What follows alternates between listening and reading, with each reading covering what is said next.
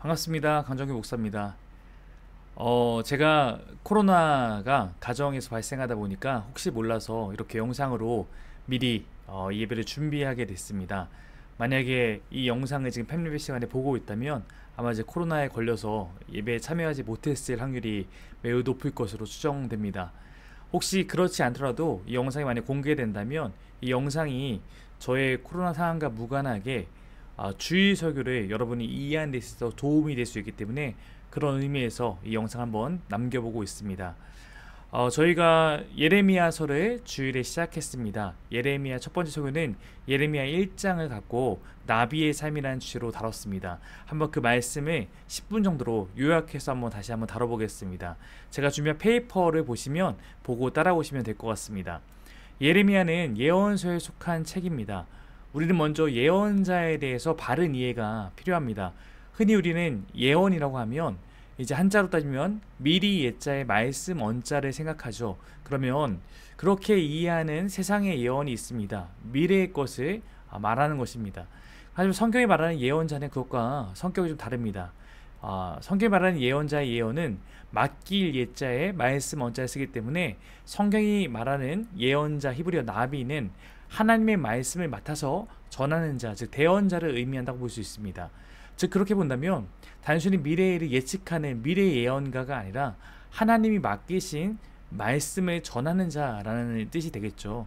이 사명은 이 시대에 속한 모든 말씀 안에 살아가는 그리스도인, 설교자뿐만 아니라 모든 복음을 전하는 그리스도인을 의미할 것입니다. 즉 여러분의 사명과도 무관하지 않습니다. 예레미야서를 잘 이해하려면 적어도 두 가지 정도의 배경이 필요합니다. 첫 번째는 신학입니다. 당시 남유다는 두 가지 신학적 입장을 갖고 있었는데 그것이 우리가 이해할 때 그들이 왜 그렇게 행했는지를 우리가 바르게 볼 수 있기 때문입니다.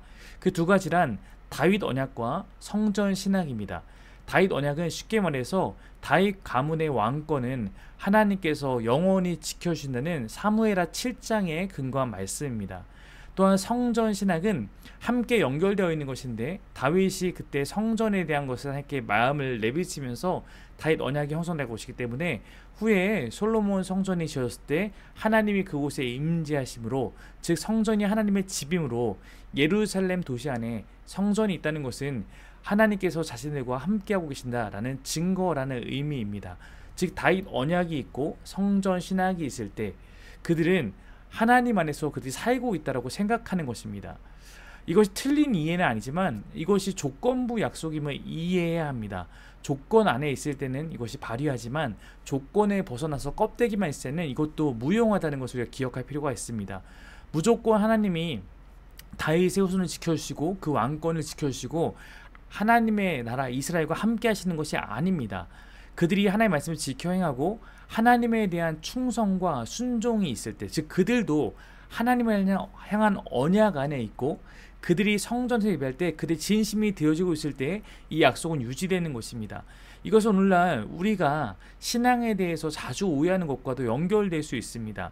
오늘날의 다윗 언약은 저는 구원에 대한 약속에 대해서 우리가 지나치게 확신하는 것과 유사하다고 생각하고, 성전 신학은 오늘날 우리가 종교를 갖고 신앙생활을 하는 것, 거기에 몰두하는 것과 유사하다고 생각합니다.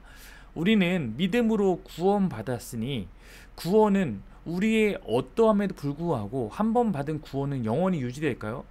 예를 들어서 우리가 구원을 받는 믿음을 하나님께 보인다면 하나님께서 그 믿음을 보시고 우리에게 이제 너희는 나의 백성이 되었다라는 것으로 하나님의 성령이 우리 안에 오셔서 우리의 주인 되어 우리 삶을 이끌어 가시는 것이죠. 물론 우리가 그 하나님의 성령을 날마다 복종하고 따르고 혹시 잠시는 내가 못 따를지라도 계속 그분을 따르고자 하는 마음을 갖고 있으면 그 진실됨을 보고 하나님이 우리와 함께 하시면서 우리의 구원을 이루어 가시지만, 만약에 내가 하나님을 따른다라고 하고 정작 하나님을 따르고 있지 않거나 혹은 나에게 임하는 그 성령님을 무시하고 성령님을 슬프게 하고 마치 성령 모독죄와 같이 하나님이 계시지만 계시지 않은 것 같은 그러한 태도로 내가 계속 살아간다면, 그럼에도 불구하고 나는 믿는다고 고백했으니까 나는 구원을 받는다고 얘기할 수 있을까?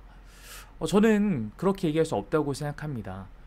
성령님을 따르면 우리의 구원은 확신 가운데 거할 수 있고, 다윗의 후손들이 하나님을 따르면 다윗의 후손이 영원할 것은 약속 가운데 지킬 수 있지만, 그렇지 않으면 그 약속은 지켜지지 않을 것입니다. 또한 우리가 교회에 소속되어 예배에 참여하고 있으면 우리의 종교에 기독교라고 종교를 적을 수 있고, 또한 내가 어느 교회에 소속되어 직분을 갖고 있고 사역하고 있으면 그것으로 우리는 모두 끝난 것일까요? 우리의 모든 예배는 하나님께 드려지고 있는 것일까요? 나는 정말 하나님께 속한 삶이 되는 걸까요? 아닙니다. 우리의 마음이 날마다 하나님께 정말 진실되게 드려지는 예배 안에 있을 때 우리가 하나님께 속한 것이지, 내가 자리에만 앉아있고 내 마음은 전혀 다른 곳에 있다면 그것은 하나님 받으신 예배가 아닐 것입니다. 이런 의미에서 보자면 유다 백성이나 우리는 어쩌면 같은 기반 위에 서 있는 것이고, 우리는 이 안에서 하나님이 정말 원하시는 모습이 무엇인지를 날마다 추구하며 그 모습 가운데 살아가기를 힘써야 되는 것이죠. 우리가 흔히 말했던 로마서에서 주대심 안에 날마다 나를 드리는 것이 필요하다는 것입니다. 이것이 당시의 신학에 대해서 우리가 이해할 수 있어야 되는 부분입니다. 두 번째 필요한 것은 역사적 배경에 대한 것입니다. 예레미야는 남유다 요시야 왕 때부터 선지자, 예언자 활동을 시작해서 마지막 왕인 시드기야 때까지 활동했던 인물입니다. 이 내용에 대한 자세한 안내는 지난주 설교도 그렇지만 조금 더 다시 풀어 쓴 것이 저희 교회 밴드에도 제가 소개했던 제 블로그에 있는 예레미야 쉽게 이해하기라는 글을 참고해 보시면 잘 이해가 되실 것입니다. 예레미야를 이해하기 위해서는 5개의 연도가 중요한데, 주전 626년에는 예레미야가 예언자로 세워집니다. 이때가 요시야 통치 13년 때입니다. 두 번째 622년에 예레미야가 즉 예언자가 된 지 4년 지난 다음에 요시야가 성전을 재건하다가 성전을 수리하다가 그 안에서 율법책을 발견하고 그것을 기반으로 종교개혁을 일으킵니다. 이것이 매우 중요한 사건입니다. 또한 그 이후 잘 나가다가 609년에는 무기또 전투에 하나님의 뜻과 관계없이 요시야가 참여했다가 애굽의 군대와 싸우다가 죽게 됩니다. 요시야의 죽음으로 이스라엘 정치적 혼란과 또한 종교적 혼란, 또 예전의 모습 돌아가 버리는 그런 안타까운 일이 발생합니다. 605년에는 갈그미스에서 아수르의 잔당과 애굽 그리고 바벨론 신흥 세력과 둘이 충돌해서 바벨론이 크게 이깁니다. 그런 말미암아 패권이 바벨론에게 넘어가는 사건, 이것이 또 유다의 왕조에 깊은 또 영향을 끼치게 됩니다. 결국 그 안에서 두 세력 사이에서 씨름하다가 586년에는 남유다가 멸망하고 시드기야 왕 끝으로 유다가 멸망하고 성전도 무너지게 되는 그런 일을 겪게 됩니다. 즉 다윗 언약도 어떻게 보면 눈으로 보면 깨어진 것이고 성전 신학도 깨어지는 사건이 발생한 것입니다. 자, 유다 역사에서 매우 중요한 왕이었던 요시야가 종교를 일으켜서 다시 하나님의 기뻐하는 길로 나아가지만 안타깝게도 609년 무기또 전투에 죽게 됩니다. 정치적으로나 종교적으로 위기에 놓이게 됩니다. 우리가 후에 예레미야 설교 통해서 왜 하나님이 유다를 심판할 수밖에 없었는지를 다뤄갈 것입니다. 일단 아직은 거기까지 다루지 않았으니까 이 배경만 보면 되겠습니다.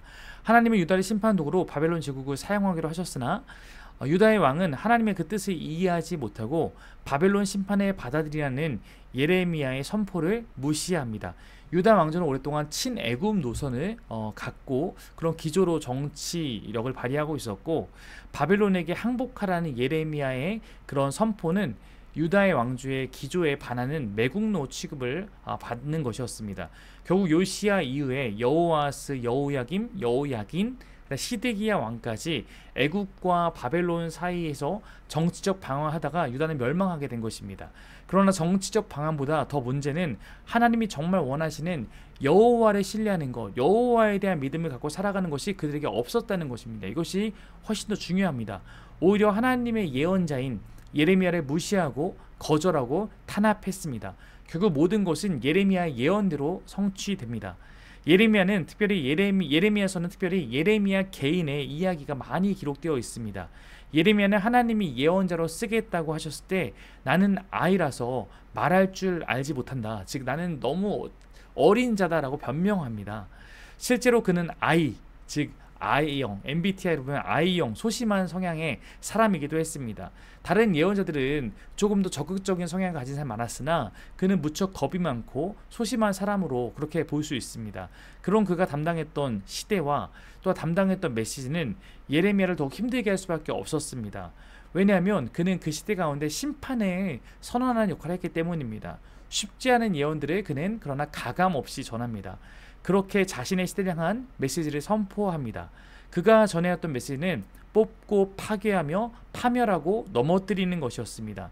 그러나 그것을 통해 궁극적으로 건설하고 심는 것이 하나님의 뜻이었습니다. 그것이 예레미야 1장에 잘 드러납니다. 그래서 예레미야 메시지는 우선적 심판적입니다. 그러나 심판 후에 이어질 소망도 예레미야서에는 함께 담겨 있습니다. 예레미야는 먼저 자신이 예언자로 살면서 말씀 맡은 자로서 자신 안에서 그 부서짐과 세워짐을 경험합니다. 그는 몇 번이나 예언자로서 사명을 거부하고 부정하고 하소연합니다. 특별히 예레미야 20장 9절을 보면 이제는 주님을 말하지 않겠다, 다시는 주님의 이름을 외치지 않겠다라고 결심하여 보지만 그때마다 주님의 말씀이 나의 심장 속에서 불처럼 타올라 뼛속에까지 타들어가니 나는 견디다 못해 그만 항복하고 맙니다 라는 구절이 있습니다. 예레미야를 결국 살게 하는 것은, 예레미야가 다시 그 사명 앞에 나아가게 하는 것은 결국 그에게 있는 진리의 말씀이었다는 것입니다.